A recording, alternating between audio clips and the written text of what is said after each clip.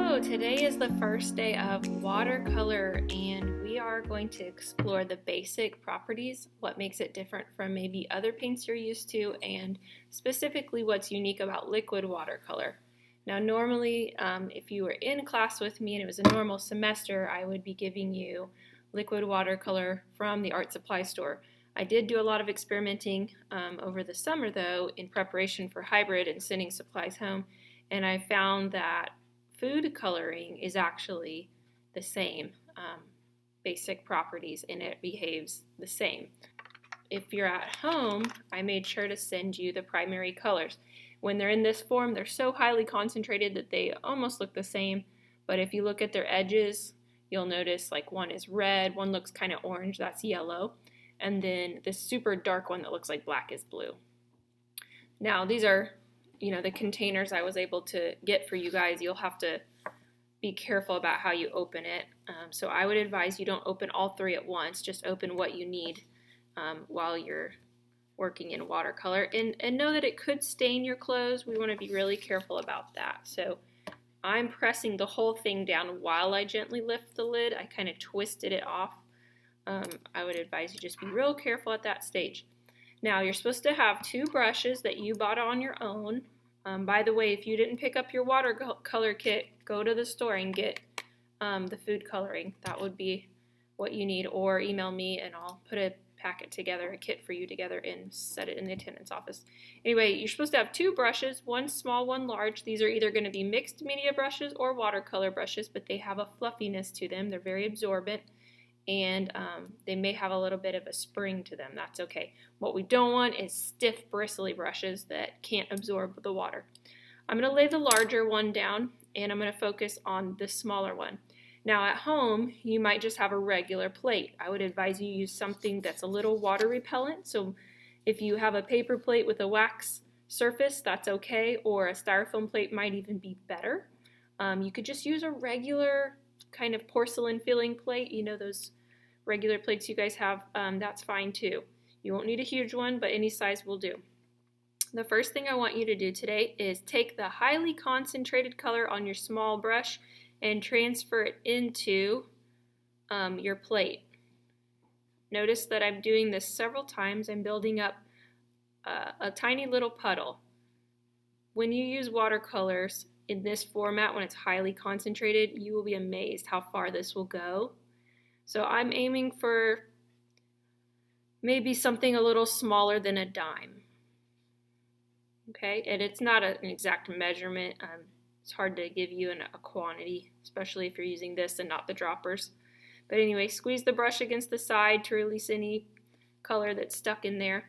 And then I would just place your brush in the water and close the lid carefully, pressing it down so it doesn't flip over while you're working. Then you're going to do the same for the other two colors, and I want you to leave room between them. So spread them out into almost like a triangle figuration. Clean your brush very thoroughly. My tip on that is just to press it against the bottom of the cup. You're not going to damage the bristles as long as you're sweeping left to right, front to back. So don't cram it down and stir it in a circle, but sweep left to right, front to back, and that will push out all the color between the bristles. Then you want to dry your brush every time you go to use it again, because the water on your brush changes everything. So I'm going to rotate the tray. I'm going to put some color over here. Same concept, just deposit it slowly. You might be tempted to dump this out, but especially if you're at home, you're not probably going to get more from me, and it needs to last you the whole unit. So do not dump it out. Okay.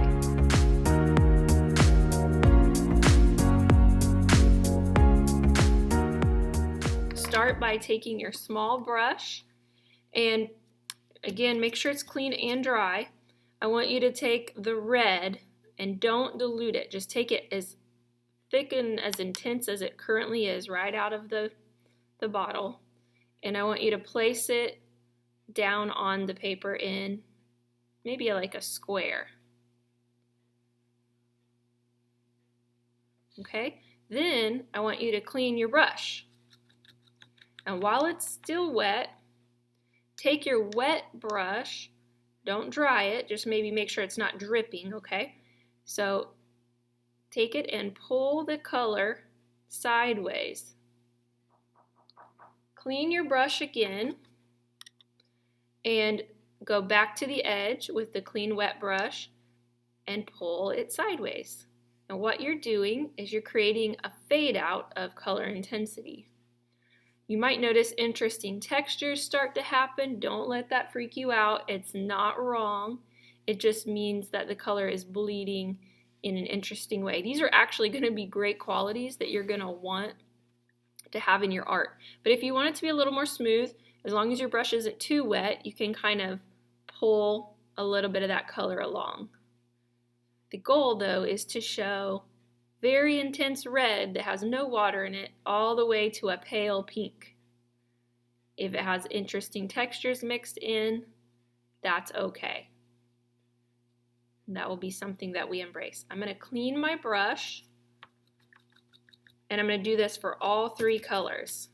So next, with a clean dry brush, I'm going to go back and do yellow.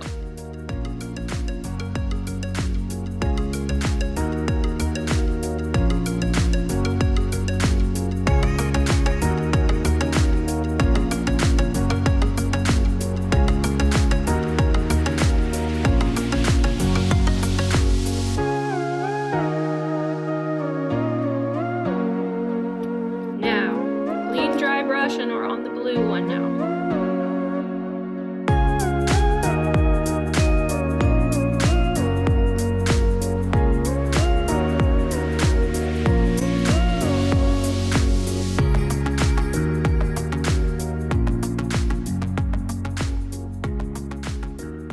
Do not be a perfectionist about where the color chooses to flow.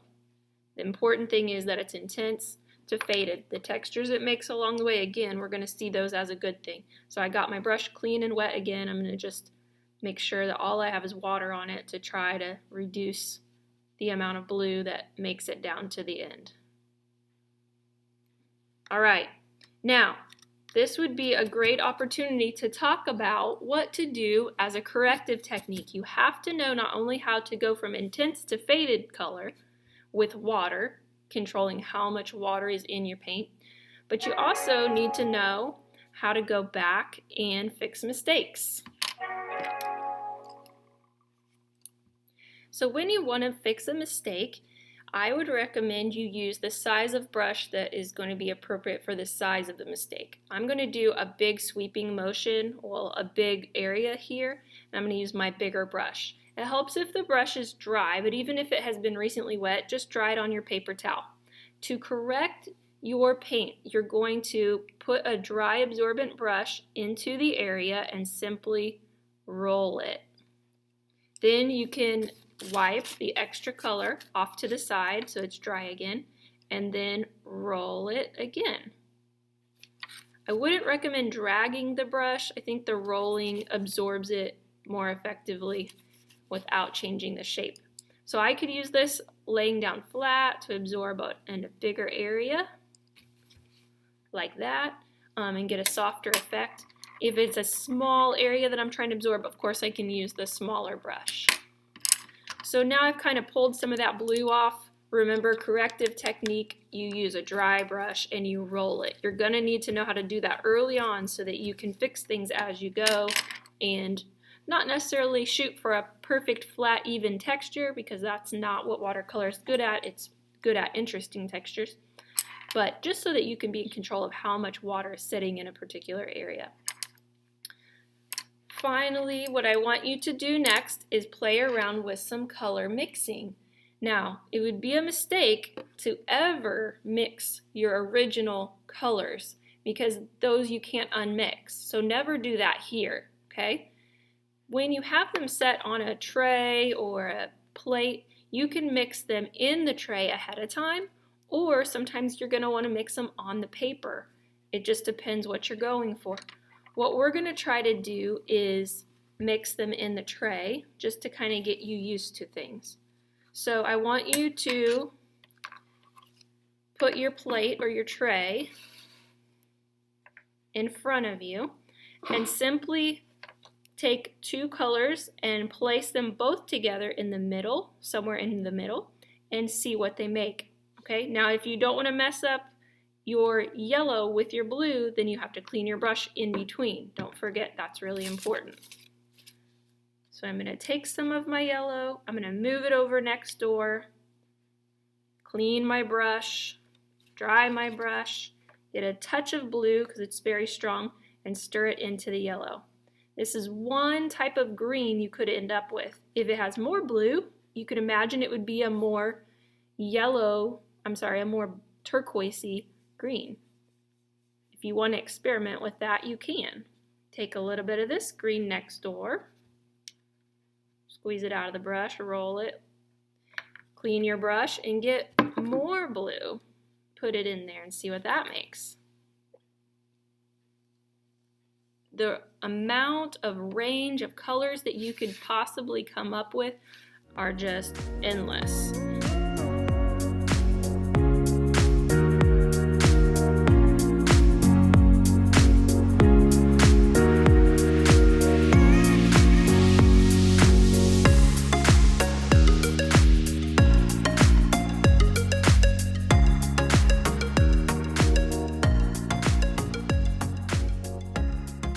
And now, what's the third secondary color that we haven't done yet? Well, it's the combination of blue and red, right?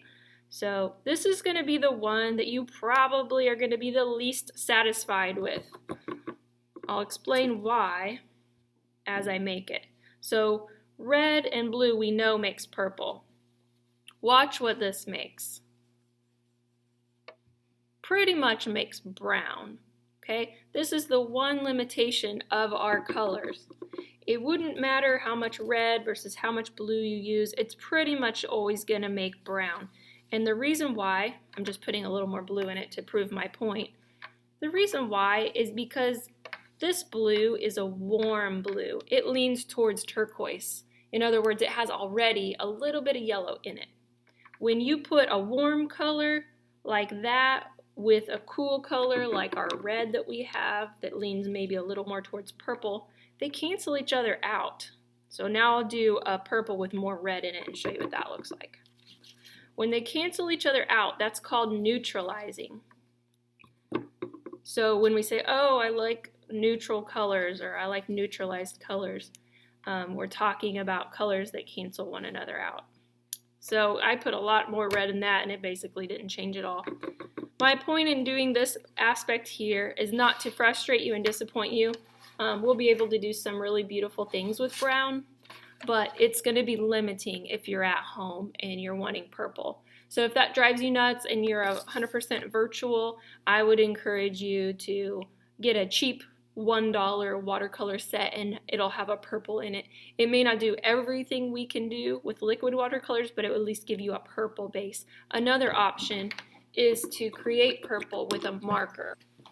So I'll show you that. Maybe you have a purple marker in any kind of marker set at home, and what you can do is you can put a little bit of marker down into the bottom of your tray, just kind of like draw right on your plate, and be generous with it. It won't go very far. Okay, and then just put a tiny bit of water on it to activate it. And now we have maybe a more true purple that could substitute. You wouldn't want to maybe rely on that for your whole composition, but it'll help. You can experiment with adding other colors into it to get other types of purple. I'm not sure what that would do, but it would be fun to find out. Looks like it kind of made more of a pinkish color. So substitutions would be other watercolor sets if you want to buy one at Dollar Tree or somewhere else, or using a purple marker if you need to. I'll do my best not to ask you to use any purple in the things we do together. That way you're not frustrated at the limitations of what you've been given. Alright, so that's it for today. Just turn this into Echo and be ready to do a picture with me next time.